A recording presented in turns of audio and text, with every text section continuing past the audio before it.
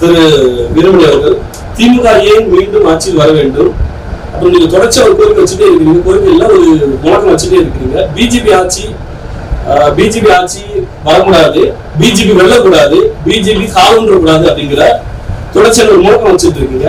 ஏன்? அதாவது ரொம்ப பெருசா பேசுறது சுருக்கமா சொல்றேன். ஏன் ஆட்சிக்கு வர வேண்டும்? கடந்த 5 ஆண்டு காலத்தில் திராவிட மாடல் அரசு என்று அறிவித்து அந்த அரசினுடைய சாதனைகளை பட்டியலிட்டால் நேரம் போதாது. ஒன்று என்று சொல்லுகிறேன். விடியல் பயன், மாதந்தோறும் 1000 ரூபாய் உரிமை தொகை, மாணவர்களுக்கு 1000 ரூபாய், மகளிருக்கு 1000 ரூபாய், இவைகளெல்லாம் ஊக்கத்தொகைகளாக தமிழ்நாடு அரசு கொடுத்து வருகிறது. முதியோருக்கு ஓய்வூதிய பென்ஷன் வழங்கி கொண்டிருக்கிறது. மருத்துவ வசதிக்காக இல்லம் தேடி மருத்துவம், கொரோனா காலத்தில் இல்லம் தேடி கல்வி என பல்வேறு திட்டங்களை தொடர்ந்து திராவிட மாடல் அரசு செய்து வருகிறது. முதல்வர் படிப்பகத்தின் மூலமாக இன்றைக்கு எத்தனை IAS அதிகாரிகள் உருவாக்கிறார்கள் என்பதை செய்தித்தாளை கொடுத்திருந்தால் தெரிந்தது. மேலும் நாங்கள் பல்வேறு விதமான சாதனைகளை செய்திருக்கிறோம். சாதனைகளால் மட்டும் திராவிட முன்னேற்ற கழகம் அரசு தமிழ்நாட்டை ஆள வேண்டும் என்று சொல்லவில்லை. நாங்கள் என்றைக்கு ஆட்சி பொறுப்பேற்றோமோ அங்கிருந்து இன்று வரை தமிழ்நாட்டில் தொடர்ந்து சாதனைகளை செய்து கொண்டிருப்பது திராவிட முன்னேற்ற கழகம் தான். ஏன் பாரதிய ஜனதா முக்கியமாக தமிழ்நாட்டில் கால் ஊன்றக்கூடாது என்பதற்கான விடயம் என்றால், மணிப்பூரில் நடந்தது போல் தமிழ்நாட்டில் நடக்கக்கூடாது. மணிப்பூரையும் தமிழ்நாட்டையும் நீங்கள் எந்த விடயத்தில் ஒப்பிடுகிறீர்கள் சொல்லுங்கள். அப்படி என்றால் மணிப்பூர் விடயத்தை நீங்கள் முழுமையாக அறியவில்லை என்றுதான் பொருள்.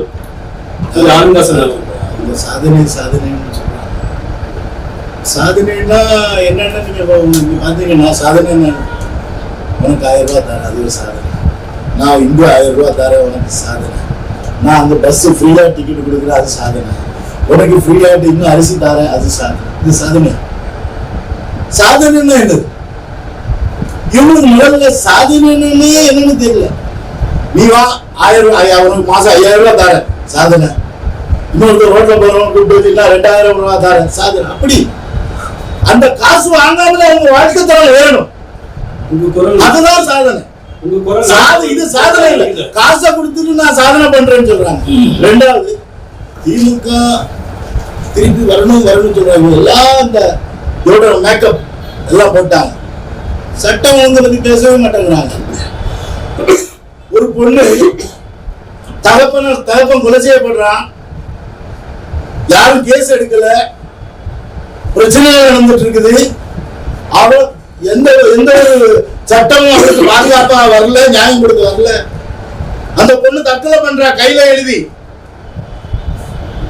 இவங்க திருப்பி ஆட்சி வரணும், சாதனை. நீங்க 1000 ரூபாய் அந்த பொண்ணு கொடுத்துருப்பீங்களா? அவங்க வீட்டுல யாருக்காவது ஒரு ஊக்கத்தொகை போய் கொடுத்துருப்பீங்களா? என்ன பேசுறது? மனிதன் உயிர் வாழ்வது பாதுகாப்பற்ற சூழ்நிலை நிலவுதாங்க. இன்னொரு புரிய வரது சொல்றேன். 2023 இருந்து 5,39,000 மேல கேசஸ், மிக சீரியஸான குற்றங்கள் நடந்திருக்குது. பெர்சன்டேஜ் சொல்ல போனா 701%. இதுதான் இவங்க உண்மையான சாதனை. விடியல் பயணம் யாருக்கு விடிஞ்சது? உதயநிதி ஸ்டாலினுக்கு விடிஞ்சது. விடியல் பயணம் என்னையா விடியல் பயணம்? இவங்களுக்கு தமிழ்நாடு திராவிட அரசியலுக்கு ஒரு பெரிய ஸ்டைல் ஒண்ணு உண்டு. ஏதாவது ஒரு பிரச்சனை வந்தா நான் என்ன போறேன்பா, நான் கன்னியாகுமரியில இருந்து நடக்க போறேன். விடியல் பயணம் என்ன விடியல் பயணம்?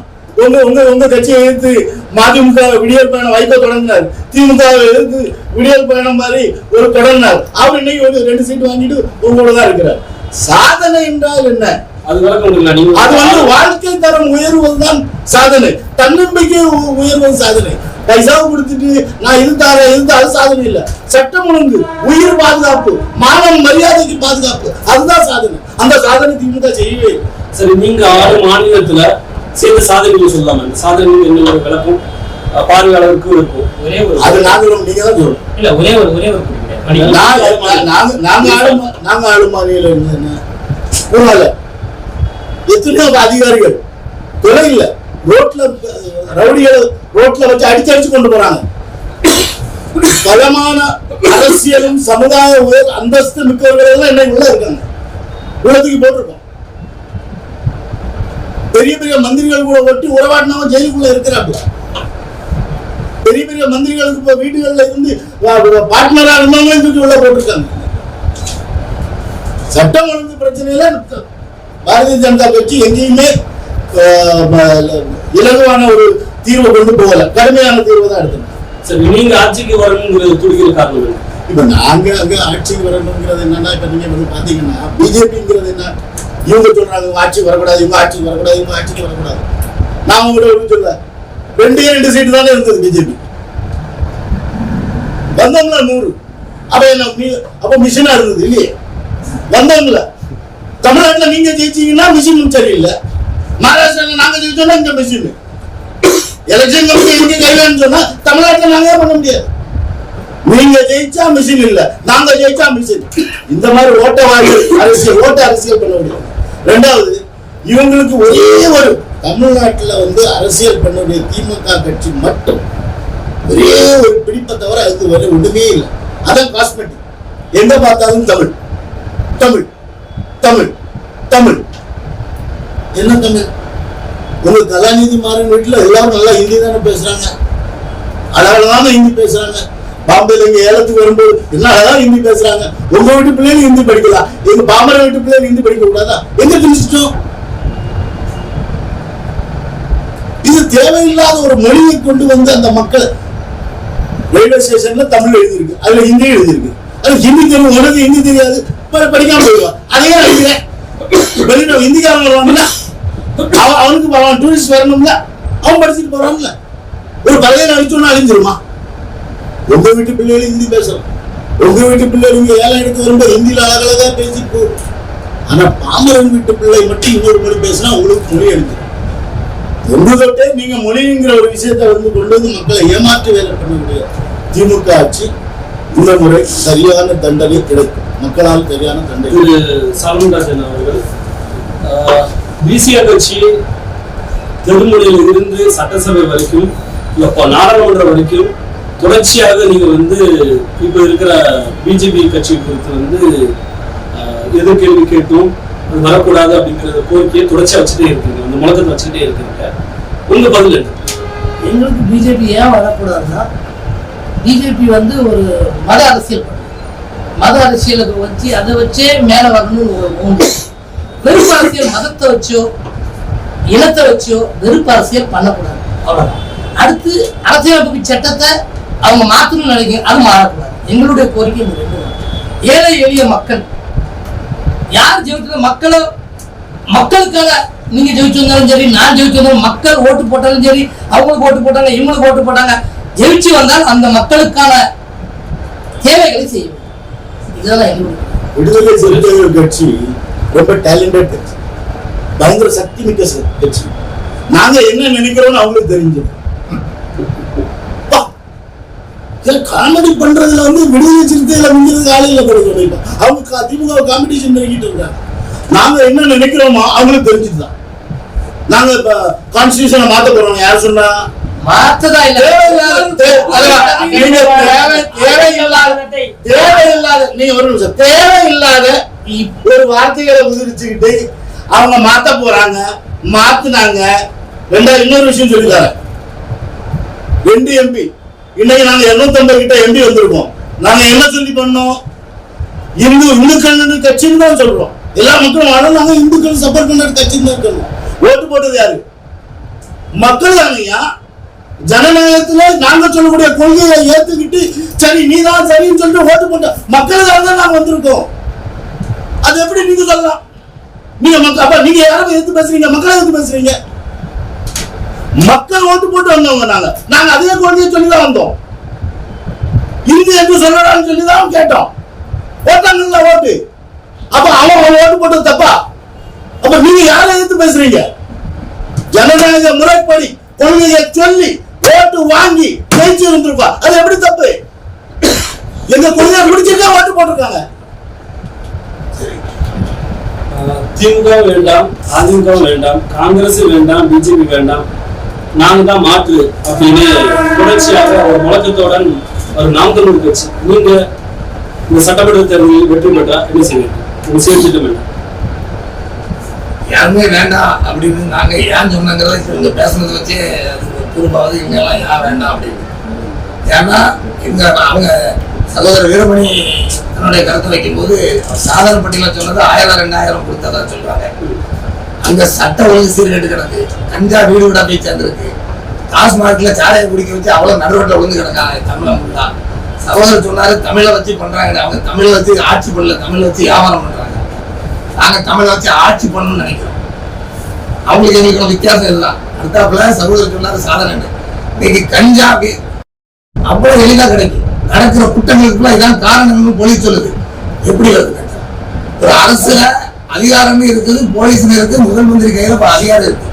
உங்களை மீறி எப்படி கஞ்சா கள்ளச்சாரம் அடிக்கிறான், எப்படி கஞ்சா உள்ள வருது, அதை தடுக்கல. நீங்க வந்து இன்னும் கஞ்சாவரத்தை கூட்டுவீங்க, அது கடை போட்டு கொண்டா கொடுப்பீங்க, காரை கடை போட்ட மாதிரி. கஞ்சா வழக்குல கைதான இதுக்கு முன்னால அதுக்கு என்ன நடவடிக்கை எடுத்திருக்கீங்க? எதுவுமே பண்ணல.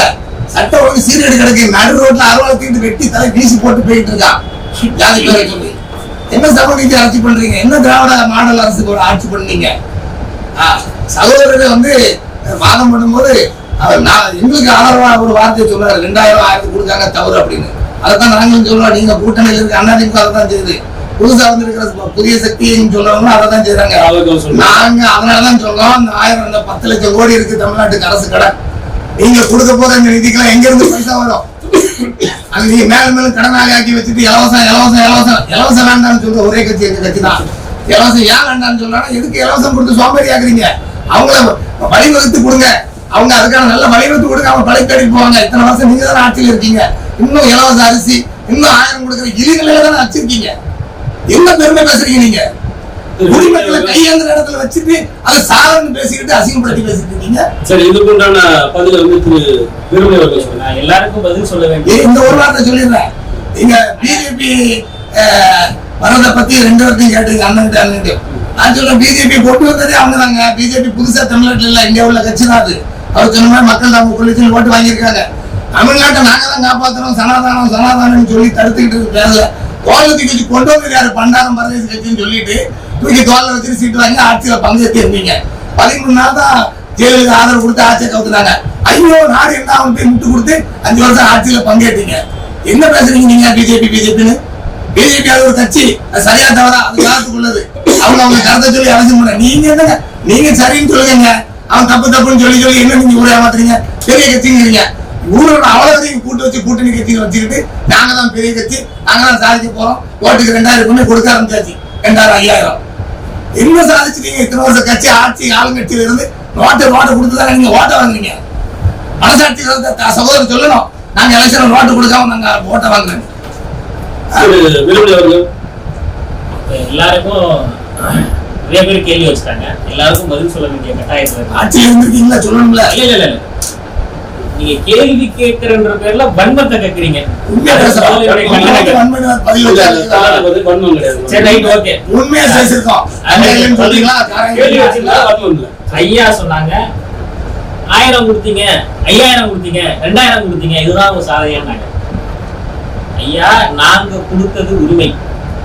அது எப்படி சாதனைகளாக மாறியதுன்னு பாத்தீங்கன்னா, கடந்த 1 வருடமாக மத்திய அரசு வெளியிடுகிற எல்லா பட்டியலிலும் தமிழ்நாடு முதலிடம். அதை நாங்க சொல்லல, திமுக அரசு சொல்லல, மத்திய அரசு சொல்லுகிறது, நிதியமைச்சர் சொல்லுகிறார், பிரதமர் அவர்களுடைய தலைமையில் இயங்கக்கூடிய மத்திய அரசு சொல்லுகிறது. ஆனா நாங்க எப்பவும் போய் பேசுறோம்னு இவங்க தான் சொல்றாங்க. நான் உண்மை சொல்றது அவங்களே சொல்றாங்க. இருந்தாலுமே இவங்க நல்லது பண்றாங்க நாங்க சொல்றோம், இவங்க சொல்ற போய் சொல்றாங்க. ஏற்றுக்கிட்டா அதுதான் எங்களுடைய வெற்றி. நாங்கள் நல்லதுக்கு நல்லது நன்மை நடந்தால் அது நன்மை என்றே சொல்லுவோம். இதை நான் வரவேற்கிறேன். நாங்க நல்லது பண்றோம், அது நல்லதுன்னு சொல்றதுனால இந்த வார்த்தையை வரவேற்கிறேன், பிஜேபியை வரவேற்கல. இல்லங்க, அவர் வைக்கிற குற்றச்சாட்டுக்கு நம்ம பதில் கொடுக்கல. சொல்லுங்க, என்ன குற்றச்சாட்டு? வச்ச குற்றச்சாட்டு ஐயா சொன்னாங்க, முதல்ல நீங்க என்ன சாதனைன்னு சொன்னாங்க. நீங்க 1000 ரூபாய் கொடுக்கறது சாதனை இல்ல, அதனால் தமிழ்நாடு அடைந்த வளர்ச்சி என்னன்னு கேட்டாங்க. அது மத்திய அரசு வெளியிடுற பட்டியலில் எல்லாரும் தமிழ்நாடு முதலிடம். ஆமா, இன்னைக்கு ஜிடிபி எடுத்துக்கோங்க, 19% வளர்ந்துருக்கு. நாட்டுடைய வளர்ச்சியை தமிழ்நாட்டுடைய ஒப்பிடுறாங்க, இந்தியாவுடைய வளர்ச்சி இல்ல. 1000 ரூபாய் இங்க வாங்கி டாஸ்மார்க் ஒரு குறிப்பை நான் வந்து பதிவு செய்ய விரும்புறேன். கலைஞர் மகளிர் உரிமை தொகை வந்து 35,550 கோடி மொத்தம் அந்த 5 ஆண்டுல ஒதுக்குது. பொங்கல் பரிசு தொகை மற்றும் ரொக்கம் வந்து 13,363 கோடி. குடியல் பயணம் அதாவது மகளிருக்கு இலவச பேருந்து பயணம் கொடுத்தது வந்து 13,200 கோடி. நகை கடன் தள்ளுபடி வந்து 5% வரை தள்ளுபடி பண்ணிருக்கீங்க, மொத்தம் 6,000 கோடி. இதர கடன் தள்ளுபடிகள் விவசாயம் மற்றும் மகளிர் சுய உதவிக்குழுக்கள் அது 4,511 கோடி. புதுமை பெண் திட்டம் மாநிலங்களுக்கு உயர்கல்விக்கான கொடுத்த திட்டம் வந்து தொகை ஒதுக்க தொகை வந்து 1,461 கோடி. தமிழ் பொதுநல திட்டம் மாணவர் உயர்கல்வி உறுதி திட்டத்துக்கு வந்து 850 கோடி ஒதுக்கிருக்கீங்க. இது ஒட்டுமொத்த செலவு பாத்தீங்கன்னா 74,936 கோடி ஆயிருக்குது. சரிங்களா? டாஸ்மாக் வருமானம் மட்டும் 5 ஆண்டுல 2,25,321 கோடி ஆயிருக்குது. அதாவது டாஸ்மாக் வருமானமும் அந்த வந்த வருமானத்தையும் இந்த திட்டத்துக்காண்டி செலவு பண்ணது போக பாத்தீங்கன்னா மீதி வந்து 4 லட்சத்தி அதாவது திட்டங்களுக்கு எல்லாம் செலவுக்கு போக மீதி வந்து 1,50,000 கோடி ரூபாய் இருக்குது. எங்க இருக்கு? டாஸ்மாக் வருமானத்திலிருந்து வந்தது போக அதுல வந்த வரவு இப்ப நீங்க திட்டத்துக்காண்டி வந்தது. படித்தது வந்து அரசு திட்டங்கள், அது இல்லாம அரசு அதிகாரிகளுக்கு சம்பளம் போடணும், ரோடு போடணும், தண்ணி குழாய் போடணும், லைட்டு போடணும், எல்லா விதமான திட்டங்களுக்கான வருவாய் எங்க இருந்து வருகிறது? சரிங்க, டாஸ்மார்க்ல இருந்து வரல. டாஸ்மார்க்கை மட்டும் தமிழ்நாடு நம்பி இல்ல, நம்மளுடைய ஆட்சியில் இருக்கக்கூடிய பாண்டிச்சேரி நம்பி இருக்கிறது. தமிழ்நாடு டாஸ்மார்க் நம்பி இல்ல, தமிழ்நாடு வளர்ச்சி திட்டங்களை நம்பி இருக்கிறது. தமிழ்நாடு அரசுக்கு வந்து பட்ஜெட்ல வந்து ஒதுக்கப்படுற பணம் வந்து பாத்தீங்கன்னா 3 லட்சம் கோடி கிட்ட ஒதுக்குறாங்க. வரவு வந்து 3 லட்சம் கோடி வரவு வந்ததாக அறிக்கை வருது. செலவு செஞ்சது பாத்தீங்கன்னா 4,50,000 கோடி கிட்ட வருது. அதாவது வரவு வந்து 3 லட்சம் கோடி, செலவு வந்து 4,50,000 கோடி. அப்படிங்கிற கணக்கு பார்க்கும்போது தான் இந்த கடன் வந்து அதிகமாக சுமையா ஏறுது. அப்போ நீங்க வந்து இந்த திட்டத்துக்குன்னு ஒதுக்குற அந்த தொகை பாத்தீங்கன்னா ஒரு ஆண்டுல அதான் 3 லட்சம் கோடிக்கு வந்து நீங்க பட்ஜெட் போடுறீங்க அப்படின்னா 55,000 60,000 கோடி வெறும் இந்த திட்டத்துக்கு மட்டுமே போயிருது. இந்த திட்டம் இலவசத்தினால் நீங்க இலவச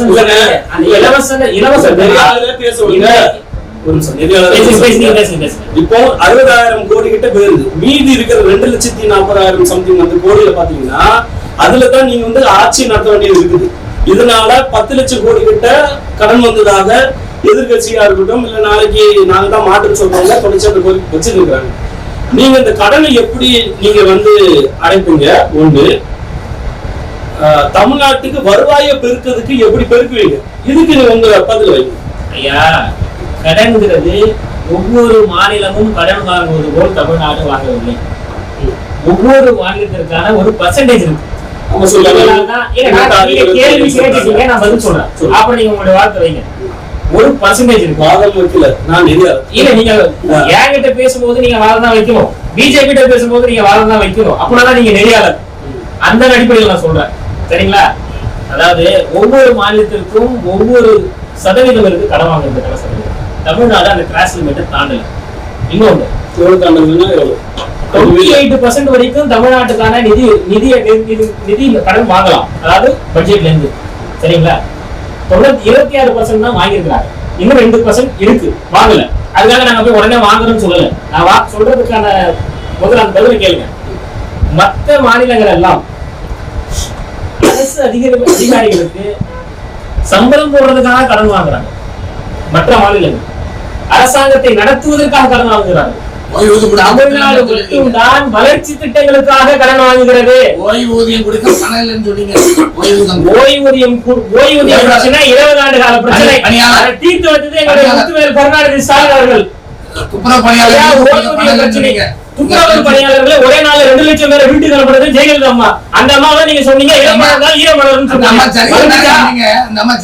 நீங்க எதுக்கு அவங்க பிடிச்சி ரோட்டை பிடிச்சி கொஞ்சம் மணியாரங்களை பிடிச்சி நீங்க சொல்லிட்டேன். தனியாருக்கு தான் கொடுப்போம், எங்களுக்கு அதான தீர்வு. ஐயா, இன்னைக்கு போராடுறாங்க.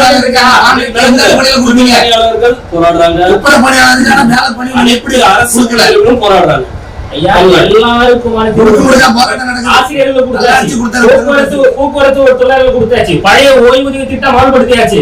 என்ன போராட்டம் நடத்துறாங்கன்றீங்க எனக்கு ஒண்ணும் புரியல. போராட்டம் நடக்கல, சரியா பாக்குறது இல்லையா?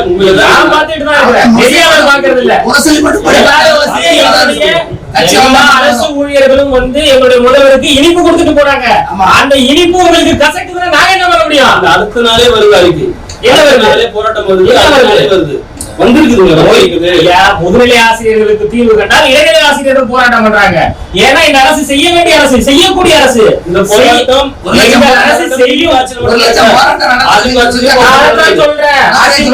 போராட்டம் நடந்துச்சு, ஆனால் நிறைவேற்றியது தமிழ்நாடு முத்துவேல் கருணாநிதி ஸ்டாலின் அரசு. இந்த அரசு கிட்ட போராடினால் மட்டும்தான் விடிவு காலம் பிறக்கும். இந்த அரசு கிட்ட போராடினால் மட்டும்தான் உரிமைகள் கிடைக்கும். அதனால போராடுறாங்க. அந்த அரசுக்கு காது கேட்காது, கண்ணு தெரியாது. அதிமுக அரசுக்கு காது கேட்காது, திமுக அரசுக்கு எல்லாம் கேட்கும். அதெல்லாம் மட்டும்தான்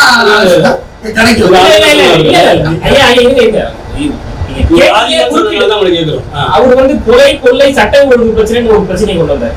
நடக்கல, இல்ல நடக்கும். சட்ட ஒழுங்கு பிரச்சனைன்றது என்னன்றத முதல்ல நீங்க புரிஞ்சுக்கணும். அங்கங்க நடக்கக்கூடிய எனக்கு நடந்த வீடியோ நான் கொண்டு போய் எங்க அண்ணனை குத்துறேன், என் அண்ணன் கொண்டு போய் என்ன குத்துறான், இது சட்ட ஒழுங்கு காவல்துறை அதிகாரிகளே கொலை பண்றாங்க. ஐயா இருங்க ஐயா, சட்ட ஒழுங்கு பிரச்சனைன்றது எங்க 144 போட்டாங்களா? எங்க லார்ட் பிரச்சனை போட்டாதான் சட்ட ஒழுங்கு சரியா போறாங்க. ஒரு சின்ன தவறு நடந்தாலும் பயப்படுவாங்க. அந்த மாதிரி இல்லங்க, ஒரு நிமிஷம் இது பேச்சா நான் ஒரு அதுக்காக எல்லாத்தையும் கொண்டு போய் தூக்கில போட முடியுமா? ஏன் போடணும்? மரண தண்டனைக்கு எல்லாரும் நம்ம நான் வச்சிருக்கோம். கற்பனை சொன்னதுக்கு நீங்க ஜாமீன் கொடுக்குறீங்க. நீங்க திருப்பி சுடுகாட நல்ல என்னெல்லாத கரணைகளால நீங்க எப்படினாலும் ஆட்டலாம். என்னெல்லாத கரணைகளால நீங்க தலைகீழ கூட ஆட்டலாம். ஆமா ஆமா ஆமா, நீங்க தமிழ்நாடு பார்த்து தமிழ்நாடு நல்லா பண்ணிட்டீங்க. ஐயா ஐயா சொல்றது இதெல்லாம் வந்து தவறான வாதம். திருவேணி அவர்கள் 2021ல பெண்கள் குழந்தைகள் ரீதியாக நடந்த குற்றச்சாட்டு, அந்த குற்றம் எண்ணிக்கை இருக்குல்ல 3000 சம்திங்கிறது ஒரு எண்ணிக்கை வருது. இன்னைக்கு 2026 இந்த நெருங்கி இருக்கிறோம். இது வந்து 2 மடங்காக அதிகரிச்சிருக்கு. அதாவது 3000 இருந்தது அன்னைக்கு, இன்னைக்கு 6000 ஆயிருக்கு. இப்படி பார்க்கும்போது வந்து சட்ட ஒழுங்கு பிரச்சனை நடக்கும் தானே சொல்லுவாங்க. ஒரு நெறியால இருந்து கேள்வி கேட்கறது எனக்கு உண்மையில வருத்தமா இருக்கு. இதெல்லாம் வந்து தனி பத்தி பிரச்சனை இல்ல, இதெல்லாம் வந்து தனி மனித ஒழுக்கம் சார்ந்தது. ஒரு 2 வயசு குழந்தை 3 வயசு குழந்தை கிட்ட போயிட்டு யாராவது ஒருத்தர் தவறா நடந்துக்கிறாங்கன்னா இது தனி மனித ஒழுக்கம் சார்ந்தது. இது சமூக ரீதியான மாற்றம் வேணும், இது அரசியல் ரீதியான மாற்றம் கிடையாது. நீங்க தவறான முன்னுதாரணம் தனிநபர் நீங்க சொல்றீங்க. ஆமா, உங்க கட்சியில திமுக கட்சியை சார்ந்தவர் 2 வயது குழந்தை, அதாவது உருவாகியவர் 2 வயது குழந்தை மீது பாலியல் ரீதியாக துன்புறுத்தல் பண்ணியிருக்கிறார் அப்படின்னு அவர் கை அவரை கூப்பிட்டுனாங்கன்னா எம்எல்ஏ பதவி கொடுத்துமா, எம்பி பதவி கொடுத்துமா? திமுகவை சார்ந்தவர் ஒரு குழந்தைய அபியூஸ் பண்ணாங்க, அவரை கூட்டு வந்து திராவிட முன்னேற்ற கழகம் ஆதரித்து எம்பி பதவி கொடுத்ததா, சட்டமன்ற உறுப்பினர் பதவி கொடுத்ததா? என்ன பண்ணிச்சு? சட்டவிரோதமா கிருத்தி தவறான பதில் சொல்றீங்க. அந்த நபரை கூட்டு வந்து சட்டமன்ற உறுப்பினர் ஆக்குது திராவிட முன்னேற்ற கழகம். நீங்க ஆக்கலங்க, நீங்க ஆக்கணும். அதாவது அதுக்காக சொல்லி அதுதான் நடந்துச்சு. அப்படி கொள்ள வச்சாங்கல்ல. ஒரு ஆட்சிங்கிறது எப்படி இருக்கணும் ஐயா, எல்லா தவறுகளுக்குமான சட்டத்தை அரசியலமைப்பு வகுத்திருக்கிறது. அதன்படிதான் ஆட்சி நடத்த முடியும். அவர் சொல்ற மாதிரி சுட்டு கொள்றதோ தூக்கி கொண்டு போய் அண்டாட்டியால வைக்கிறதோ என்ன நடக்குது? சிபிஐ தான் இருக்கு. என்ன சிபிஐங்க? சிபிஐ தான் இருக்கு. சிபிஐ ஏன் போச்சு? சிபிஐ தான் இருக்கு. ஏன் நடவடிக்கை எடுக்கல? ஏங்க அந்த மக்களே கலந்து குடிச்சுட்டாங்க. எவ்வளவு பெரிய குற்றச்சாட்டு வச்சு வேங்கவேல் வந்து சிபிஐ போல வேங்கவேல்ல வந்து என்ன பெரிய அநீதி. அது அண்ணன் திருவாளமலை எனக்கு வருத்தம் உண்டு. அவர் இறங்கி அடிக்க வேண்டிய விஷயம் திமுகவுக்கு முட்டு கொடுக்கிற பேர்ல அந்த விஷயத்தை விட்டு கொடுத்துட்டாரு. நான் அவர் தான் பண்ணணும்னு சொல்ல எல்லா கட்சியும் போராட்டம் பண்ணாங்க. அவர் கூடுதலா பண்ணிருக்கணும். ஏன்னா ஆட்சி அதிகாரத்துல கூடுதலா பண்ணணும். அவர் சமூக மக்களுக்கான கட்சி அடையாளப்படுத்துறாங்க. அடையாளப்படுத்திருக்காரு. பொது சமூக கட்சி பேசியிருக்காரு.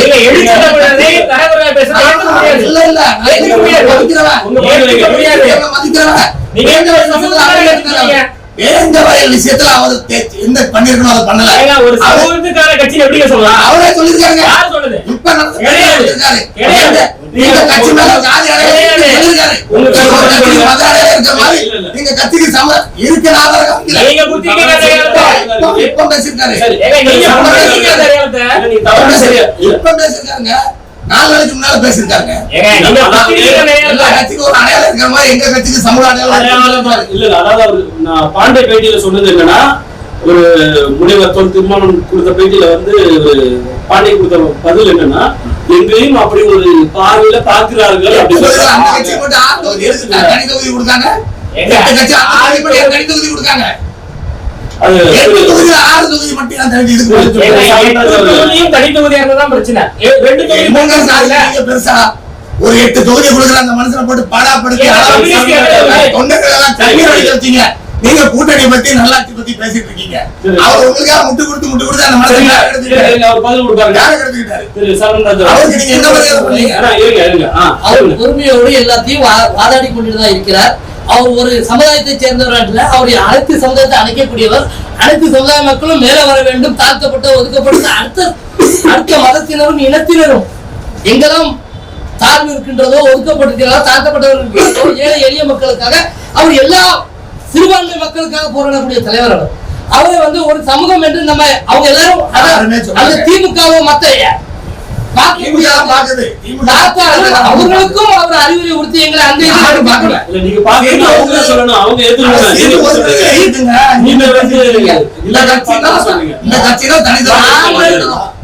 அந்த கட்சியில் இருக்கோம் என்றால் அந்த கொள்கை கோட்பாடுக்காக கொள்கை கோட்பாடு இல்லாமல் நாங்கள் இருக்கு.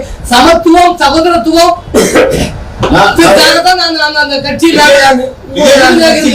10 தொகுதி வைக்கி ஒரு தனி தொகுதி, 8 தொகுதிக்கு 6 தனி தொகுதி. நான் சொல்லுங்க, திமுக சொல்லுதுங்க. இன்னொரு விஷயம் சட்டம் ஒழுங்கு பத்தி சொல்லும்போது ஒரு முக்கியமான விஷயத்தை நான் சொல்ல விரும்புறேன். 31 அமைச்சர்கள் திமுக, அதுல 27 மேல கிரிமினல் ரெக்கார்ட்ஸ் இருக்கு.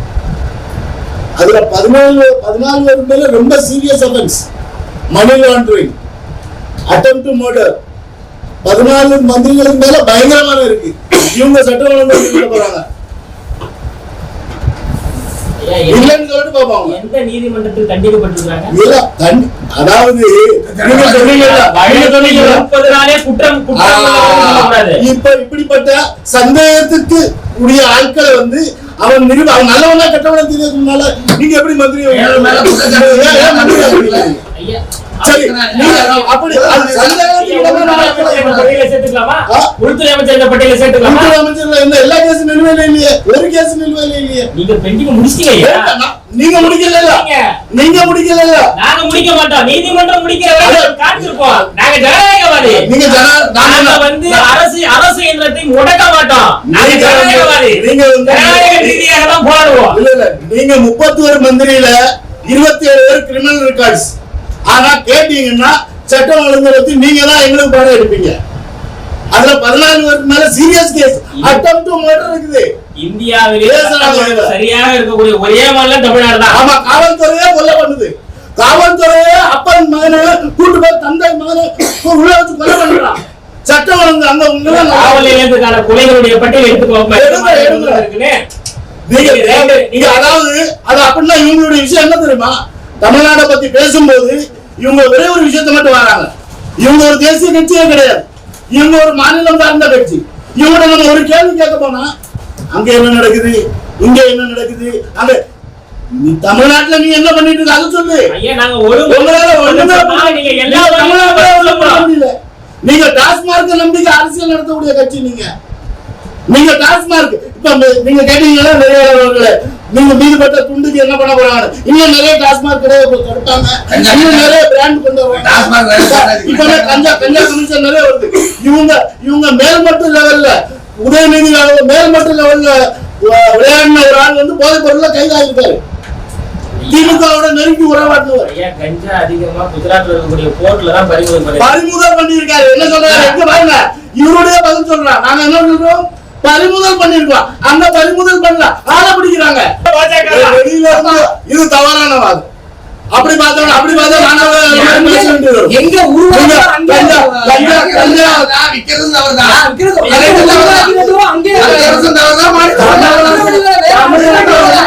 பாத்திமா பாபு நீங்க தவறு எங்க தவறு அங்கே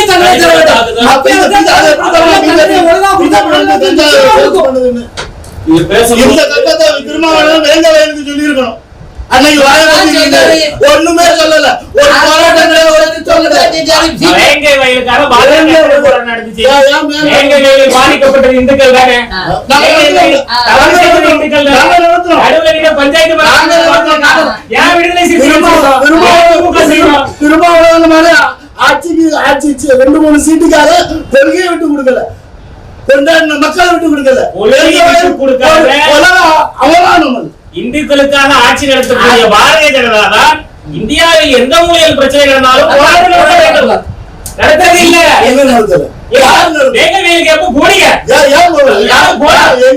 எங்களுடைய தலைவர், முன்னாள் தலைவர் பயங்கரமான அறிக்கை விட்டார். எங்க தலைவர் என்னதான் பயமாயிடுச்சு. வசனத்தில் சிறந்தவர்கள் நீங்கள். அதாவது பட்டியலின மக்கள் குறித்து செய்தி பேசுறீங்க. பொதுவாக பிசிகா வந்து ஒரு கோரிக்கை தொடர்ச்சியா வச்சுட்டு இருக்காங்க. ஆணவ படுகொலைக்கான தனி சட்டம் ஏற்றணும். அதே ஏற்றம் இருக்கு. ஆணையம் பிறப்பிச்சிட்டோம்ல. ஓய்வு பெற்ற நீதியரசர் தலைமையில் ஆணையம் பிறப்பித்திருக்கிறோம். ஒரு சட்டத்தை நிறைவேற்றுவதற்கான வழிமுறைகள் இருக்கிறது. அரசியலமைப்பு சட்டம் அதற்கான வழிமுறைகளை வகுத்திருக்கிறது. அதற்கான துவக்க புள்ளியை அதில் எழுச்சி தமிழர்கள் கோரிக்கை வைத்தார், தொடர்ந்து கோரிக்கை வைத்துக் கொண்டிருந்தார். ஓய்வு பெற்ற நீதியரசர் தலைமையிலே ஆணையம் அமைத்திருக்கிறோம். அதற்கான முடிவு வரட்டும். வருகின்ற ஆட்சி எங்களுடைய ஆட்சிதான். அது கட்டாயம் நிறைவேற்றுவோம். இறுதி கருத்தை நீங்க பதிவு பண்ணலாம். இல்ல இறுதி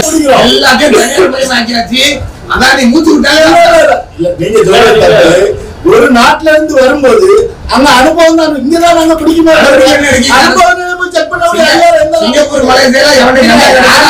வருதோ அவன் பேர்ல வரும் இல்லையா? நீங்க என்ன பேசுறாங்க? அனுப்புறவன், அதாவது வெளிநாட்டுல இருந்து ஒருத்தன் எனக்கு அனுப்புறான், அவன் என்ன அனுப்புறான்னு பாக்குறது இந்திய அரசாங்கத்துக்கு அந்த உரிமை உண்டா? 2026 தமிழ்நாட்டை யார் ஆளணும் அதுதான் வாதம். திராவிட முன்னேற்ற கழகம். அது உங்களுடைய வாதம்.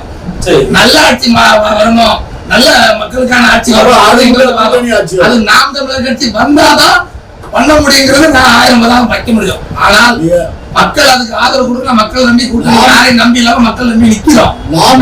நாங்க வர்ற பட்சத்துல நாங்க சொல்றது நடக்கும். வந்தாதானே முடியும். மக்கள் நான் எங்கிட்ட பைசா 5000 ரூபாய் கொடுத்து ஓட்டு வாங்குறதுக்கு பணம் கிடையாது. சுரேஷ் சொல்றப்பல நாம் தமிழர் வரணும். ஆனா அங்க எந்த ஒரு இது பார்த்தாலுமே அப்படி ஒரு கணக்குல அது வர்றது மாதிரி தெரியல. எப்படி எனக்கு புரியல. ஒரு தேர்தல் வந்து என்னென்ன செய்யணும்? ஒரு கட்சி இருக்கணும், அதுக்கு அங்கீகாரம் இருக்கணும், அந்த இடத்துல எல்லா தொகுதியும் வேட்பாளர் நிப்பாட்டணும், அந்த வேட்பாளர் மக்கள் போடுறதுக்கு வாய்ப்பு கொடுக்கணும். 4 கட்சி 4 சீட்டு வாங்கி 5 சீட்டு வாங்கினா தமிழ்நாட்டு ஆளுன்னு சொல்ல முடியாது. 200 நாங்க ஜெயிக்கும் தோக்குறோம். இது தேவையில்லைங்கிறது இன்னைக்கு வாதம். சாத்தியமா சாத்தியம்ங்கிறதுல இருந்து எதுவுமே தேவைப்படுறது தேவையில்லை. சாத்தியமா இருக்கு. 234 எத்தனை டெபாசிட் வாங்குனீங்க? ஒண்ணு வாங்க போறாங்க. எப்படி தமிழ்நாட்டு ஆளுங்க ஒண்ணு சொல்லுங்க. எப்படி தமிழ்நாட்டு ஆளுங்க 13 கேளுங்க. நாங்க சீட்டு வாங்கல, ஆனா தமிழ்நாட்டுல நாங்க ஜெயிச்சுட்டு அதுவும் தெரியுமா? எப்ப கடவுளையா போய் ஜெயிச்சாச்சுங்க. நாம் தமிழர் கடல் மாறாடு, மரம் மாறாடு. ஆமா, உயிரற்றவர்களுக்கான நாடா கட்சியா இருக்குது நாம் தமிழர் கட்சி. உயிரற்றவர்கள் இல்ல, உயிரோட இருக்கிறவங்களுக்காக உயிரற்றவர்கள் பேசுற மாநாடு அது. அது ஐந்தறிவு குறைஞ்சபட்ச புரிதல் இருந்தா கூட நாம் தமிழர் கட்சி ஐந்தறிவு கட்சி, கட்சி ஆறறிவு கட்சி, ஆறறிவு கட்சி அது அறிவாளர் கட்சி. ஆறறிவோட பேசுறது குறை சொல்றீங்கன்னா நீங்க எப்படி ஆறறிவுன்னு சொல்லுங்க? இந்த விவாதம் தனிப்பட்ட தாக்குதல் மாதிரி இல்ல. அந்த கட்சி அறிவியல்ங்கிறோம். எதை குறை சொல்றாங்க? மரம் வேணும், மரம் வளர்க்கறதுக்கான ஏற்பாடு என்ன பண்ணிருக்கீங்க? மரம் வளர்த்து விட்டுருக்கீங்களா? மனசாட்சி இருக்கா உங்களுக்கு? மனசாட்சி இருக்கா? பேசுறீங்களா? உங்களுக்கு மனசாட்சி இருக்கா? இன்னைக்கு கன்னியாகுமரியில் உள்ள அந்த சகோதரர் கன்னியாகுமரிக்கார அவர் சொல்லட்டும், அவ்வளவு மழை வெட்டி கிடைச்சிட்டு இருக்காங்க கேரளாவுக்கு. கேரளால கல் இல்லையா, மழை இல்லையா? ஏன் மழை கொடுத்தீங்க? மரத்தை பத்தி பேசுனா 5 வைக்கிறீங்க. மழையை வெட்டி இருக்குது. எத்தனை போய் பலவரத உண்டு பண்ணிட்டே இருக்கு. மழை வெட்ட பத்தி பேசுறாரு. என்னைக்கு பேசுறாரு? அவ்வளவு தள்ளி வெட்டி கேரளா கிடைக்கும். உங்க தேவைக்கு எடுத்தா கூட பரவாயில்ல. கேரளா அடுத்த மாநில மழையை சுத்தி தான் இருக்கு. பேரே மலையாளம் அந்த நாட்டுக்கு பேரு. அதுல ஊருக்கொண்டு கல்ல உடைக்க மாட்டேங்கான். உடைச்சு கொள்ளையடிச்சுக்கிட்டு இருக்குது. ஒரு மந்திரிக்காக சீட்டு கொடுத்துல கொள்ளையடிச்சாங்க. நீங்க பேசுறீங்க, நீங்க மரத்தை கூட பேசிட்டாருன்னு. அவர் மனுஷனுக்காக பேசுறாரு. ஆமா, மரம் இல்லைன்னா சரி. நம்ம தலைப்பை நோக்கி தலைப்பும் நோக்கத்தை தவறி வேற எங்கேயும் போயிட்டு இருக்கிறோம். நம்ம இறுதியாக உங்களுக்கு கருத்துன ஆட்சி மாற்றம் கண்டிப்பா நடக்கும். திமுகங்கிற ஒரு அரசியல் திமுக அரசியல் வந்து இன்னைக்கு திராவிட அரசியல் ஒரு மாடல்னு சொல்லிட்டு அவங்க வர்றது வந்து இன்னைக்கு வெட்ட வெளிச்சமாகி போயிடுச்சு. சாதனைகள் இல்லை, சாதனைகள் சொல்றாங்க, சட்ட ஒழுங்கு சரியில்லை, மக்கள் ஏமாற்றத்தில் இருக்காங்க, தனிமனித வாழ்க்கை சிறப்புகள் இன்னும் வளரணும். அப்படி வரணும்னா ஆட்சி மாற்றம் கண்டிப்பா வரணும். கண்டிப்பா ஆட்சி மாற்றம் வரும். அதிமுக கூட்டணி, பாஜக கூட்டணி ஆட்சி அமைப்பு வந்து தீர்மானம். ஏன் திராவிட முன்னேற்ற கழகம் ஆட்சி அமைக்க வேண்டும்? ஏன் நாங்க திராவிட மாடல் அப்படின்னு சொல்றோம்னா, நாங்கள் செயல்படுத்துகிற திட்டங்களை இந்திய தேசிய அளவில் மட்டும் இல்லாமல் உலக அளவில் அதனை பின்தொடர்ந்து நிறைய திட்டங்களை அறிவித்துக் கொண்டிருக்கிறாங்க.